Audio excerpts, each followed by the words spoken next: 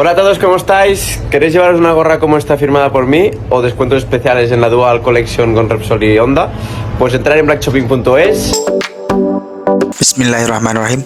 Assalamualaikum warahmatullahi wabarakatuh. Sahabat Radio GP dimanapun kalian berada, dan fan Marc Marquez dimanapun kalian berada, dan fans segala fan yang ada di MotoGP. Selamat malam. Sebelumnya kita berselawat dulu seperti biasa. Allahumma salli ala Sayyidina Muhammad, Allahumma salli ala Sayyidina Muhammad, Allahumma salli ala Sayyidina Muhammad sallallahu alaihi wasallam. Welcome back to my channel Radio GP. Oke teman-teman semuanya, wadidaw hadir lagi Mimin ya. Lu Min hadir ya, hadir.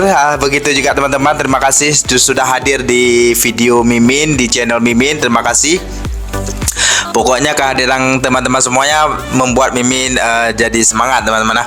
Oke teman-teman, untuk kali ini Mimin cuma membahas persaingan MotoGP ya, persaingan gelar juara dunia yang mana sudah kita ketahui, yaitu Francesco Bagnaia versus dengan Jorge Martin ya teman-teman ya. Yang mana di sini kita sudah melihat Jorge Martin terpaut 22 poin ya, kurang 22 poin kurang dari Francesco Bagnaia yang unggul ya. Namun di sini kita bisa lihat persaingan di Valencia besok adalah FP1, FP2 besok hari Jumat tanggal 24 teman-teman ya. Tanggal 24 besok adalah FP1, FP2 MotoGP Valencia, dan FP3, Q1, Q2 dan sprint race pada hari Sabtunya, dan race-nya pada hari Minggu teman-teman ya.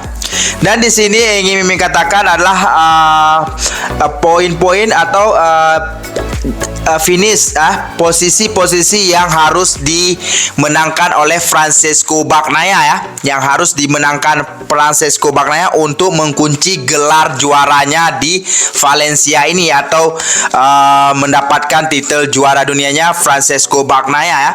Yang mana di sini skenario Francesco Bagnaia jadi juara dunia di MotoGP Valencia.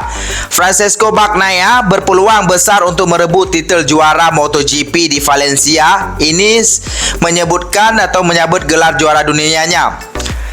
Memasuki babak final di seri terakhir Valencia, masih ada dua rider yang berpeluang menyabet titel juara dunia, yaitu Francesco Bagnaia dan Jorge Martin. Bagnaia saat ini memimpin dengan torehan poin 437 poin atau unggul 21 poin dari Jorge Martin. Di Valencia, poin maksimum yang bisa diperoleh Martin adalah 37 poin. Dilansir dari Eurosport, secara teori Bagnaia bisa jadi juara MotoGP bila jika dia menang di sprint race ya. Jika dia menang di sprint race, itu pun jika Jorge Martin finish di 10 besar atau 10 ke atas, 10, 11, 12, 13 dan seterusnya. Itu Francesco Bagnaia harus menang di P1 dan Jorge Martin di posisi ke-10. Contoh kita katakan seperti kemarin, seperti juara kemarin, itu Francesco Bagnaia akan menang tanpa harus race di Valencia.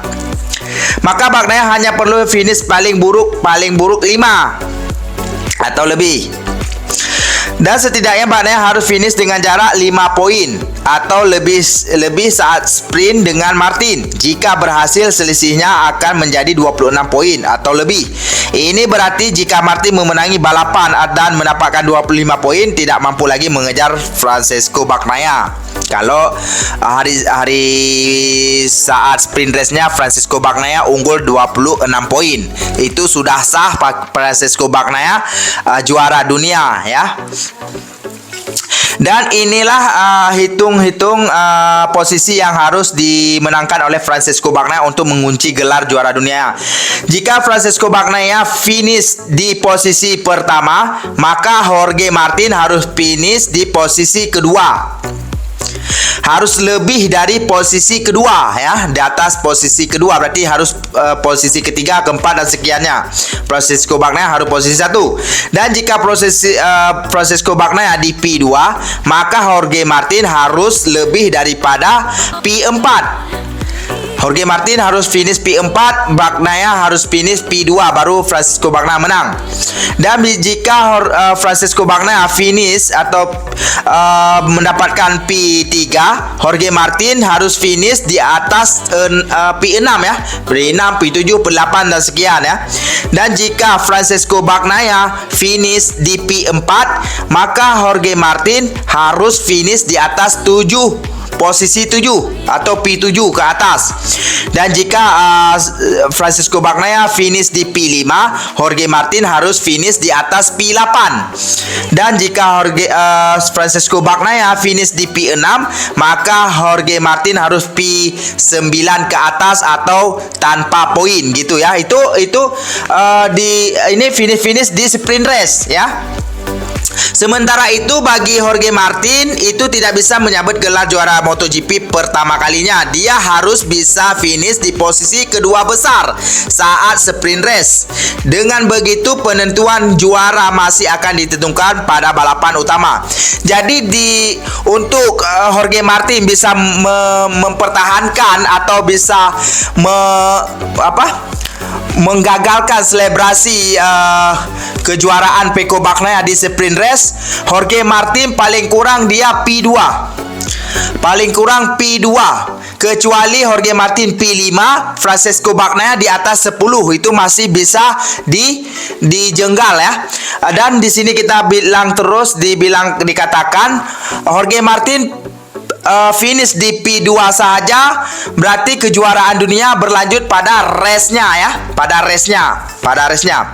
Finish paling buruk di urutan kedua saat sprint race adalah satu-satunya cara Jorge Martin masih bisa memperpanjang nafas terlepas dari hasil yang diraih Francisco Bagnaia. Martin juga bergantung pada performa buruk Bagnaia. Kalau Francisco Bagnaia tampil buruk, maka kesempatan Martin jadi juara dunia masih terbuka. Kalau Martin menang di sprint race maupun balapan utama, Bagnaia hanya perlu meraih 16 poin dan memastikan gelar juara keduanya. Berarti di sini kalau Jorge Martin Jorge Martin menang di P1 saat sprint race dan P1 saat race, Francisco Bagnaia harus mengkekalkan atau mencari poin 16 poin sahaja. 16 poin sahaja dia harus mencari supaya kalau Jorge Martin finish P1 dan P1 di saat race dan sprint race bisa gagal ya. Berarti di sini Mimin katakan peluang Jorge Martin ternyata sangat besar lagi. Masih besar karena Jorge Martin harus mengkekalkan di bawah P5 ya. Dia harus menang paling kurang di bawah P5 atau di bawah P3 paling kita bilang. P3, P2 dan P1. Jorge Martin harus menang di P3, P2 atau P1 di saat race atau sprint race. Francisco Bagnaia peluangnya rupanya sangat kecil sekali rupanya. Karena dia harus menang di P1, tapi Jorge Martin harus di atas P10. Kecuali ini bisa terjadi motor Jorge Martin di otak-atik ya. Mimin tidak mau katakan kata-kata sabotase karena di sini banyak sekali yang tidak mau menerima ya. Tetangga 11 tidak mau mendengar kata sabotase. Jadi Mimin katakan semoga saja kecuali motor Jorge Martin di otak-atik. Nah, itu baru jadi.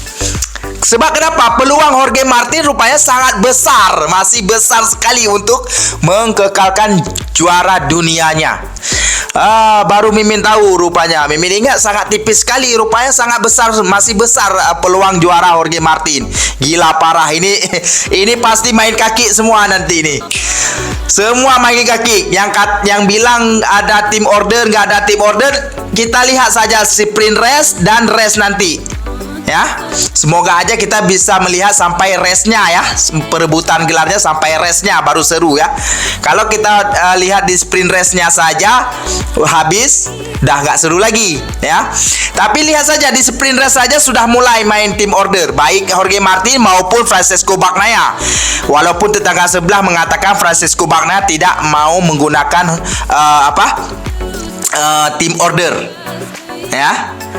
Kita lihat saja nanti di awal start kemarin saja si Luca Marini sudah membeli peluang Francisco Bagnaia di hadapan. Gitu ya. Di situ bisa dilihat, cuma nggak ditulis di situ. Luca Marini tim order Bagnaia tidak ditulis. Cuma Jorge Martin aja ditulis, yang ditulis Marc Marquez jadi tim ordernya Jorge Martin. Johan Zarco jadi tim ordernya si Jorge Martin. Nah, itu ada ditulis. Kalau si ini nggak ditulis gitu ya. Parah. Oke teman-teman, untuk kabar terkini Marc Marquez belum ada karena di sana masih pagi, jadi belum Mimin dapatkan informasinya. Yang mana Mimin nggak sabar lagi untuk tes Marc Marquez dengan Ducati, dengan Gresini Racing ya. Yang mana Jorge Lorenzo mengatakan Ducati khawatir Marc Marquez akan pergi dengan membawa informasi dan dia akan mengalahkan Bagnaia dan Jorge Martin. Kami mengalami musim yang sangat menarik dengan tantangan yang besar di lintasan, antara lain berkat memperkenalkan sprint race, kata pembalap Spanyol itu. Montmeló adalah balapan yang penting bagi Bagnaia, sementara Martin semakin percaya diri di paruh kedua musim. Kekuatan lintasan pokoknya Mimin udah nggak sabar lagi ya. Yang pernah kehilangan Marc Marquez lah gitu ya. Pokoknya aduh nggak sabar lagi hari Senin ini ingin Mimin lihat persaingan tes MotoGP Valencia, yang mana Marc Marquez akan menggunakan Ducati Gresini Racing ya. Tahun depan mau Ducati Cup, mau Cup, Sawadee Cup, Hala Cup. Pokoknya kita akan lihat ya, apakah Marc Marquez bisa bersaing atau tidak. Sebab ramai sekali tetangga sebelah mengatakan Marc Marquez sudah nggak bisa bersaing lagi. Banyak sekali kata-kata yang sudah Mimin simpan, screenshot semuanya. Nanti kita akan tunjukkan kemana mereka. Akankah mereka akan nongol, atau mereka akan kekal nongol, kita yang hilang, atau gimana gitu ya. Alex Marquez saja gila parah. Fabio Giannantonio sampai menjadi sombong dia tuh. Nah, gara-gara apa? Desmosidi Ducati Gresini Racing. Fabio Di Giannantonio sampai jadi sombong dia. Alex Marquez biasa aja. Marc Marquez biasa aja. Kita lihat aja nanti. Oke teman, jangan lupa berselawat seperti biasa. Allahumma salli ala Sayyidina Muhammad. Allahumma salli ala Sayyidina Muhammad. Allahumma salli ala Sayyidina Muhammad sallallahu alaihi wasallam. Wassalamualaikum warahmatullahi wabarakatuh. Bye bye.